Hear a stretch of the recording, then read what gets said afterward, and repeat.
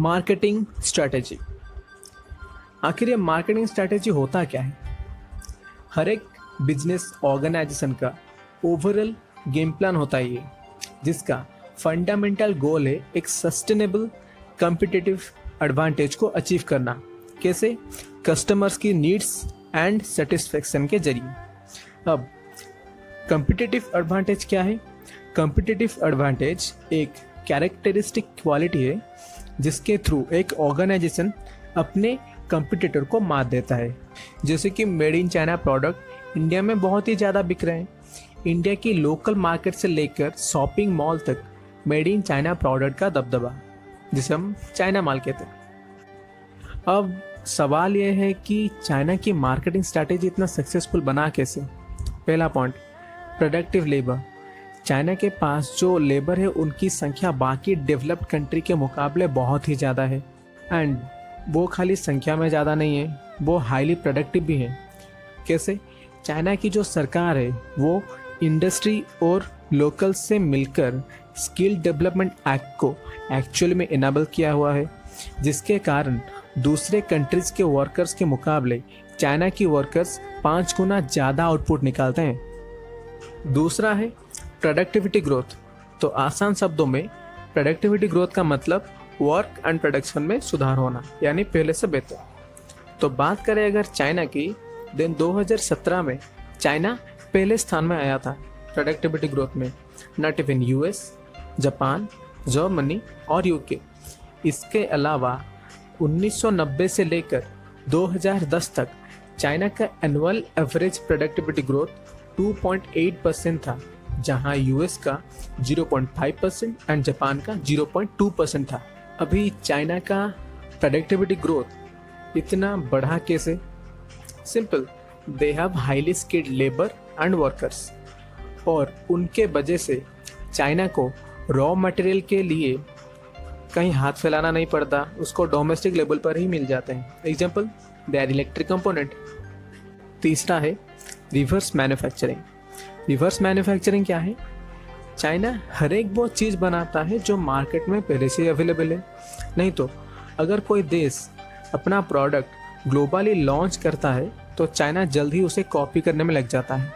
तो यहाँ चाइना का इनोवेशन का कॉस्ट बच गया, R&D का कॉस्ट बच गया, और उसे IPR के लिए तकलीफ भी नहीं उठानी पड़ी। चौथा और चाइनीज़ मार्केटिंग स्ट्रेटेजी का एक मुख्य हिस्सा, मास प्रोडक्शन एंड डंपिंग। तो रिवर्स मैन्युफैक्चरिंग के बाद चाइना क्या करता है? प्रोडक्ट की उत्पादन भारी मात्रा में करता है, अपने बिजनेस को स्केल अप करता है। तो बिजनेस को स्केल अप करने का फ़ायदा क्या है? सिंपल बिजनेस स्ट्रैटेजी कहता है प्रोडक्शन जितना ज़्यादा होगा, कॉस्ट पर प्रोडक्ट उतना ही कम होगा, और उसके हिसाब से प्रॉफिट, यानी प्रॉफिट बहुत ही ज़्यादा होगा उससे। अब ये डंपिंग स्ट्रैटेजी क्या है? बिफोर प्रोडक्शन वो क्या करता है? मार्केट की हर तरह का इन्फॉर्मेशन लेता है, मार्केट प्राइस को चेक करता है, फिर अपने प्रोडक्ट के साथ आता है मार्केट में और अपना cost of production market value से कम रखता है, जिसका मोटो है मार्केट को कब्जा करना। ओप्पो, वीवो और Xiaomi को ही देख लो।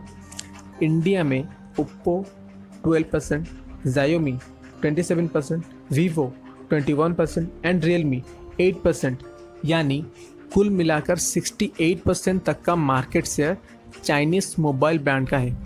पांचवा पॉइंट, इंफ्रास्ट्रक्चर। चाइना की जो इंफ्रास्ट्रक्चर है वो इंडिया की इंफ्रास्ट्रक्चर के मुकाबले बहुत ही डेवलप्ड है।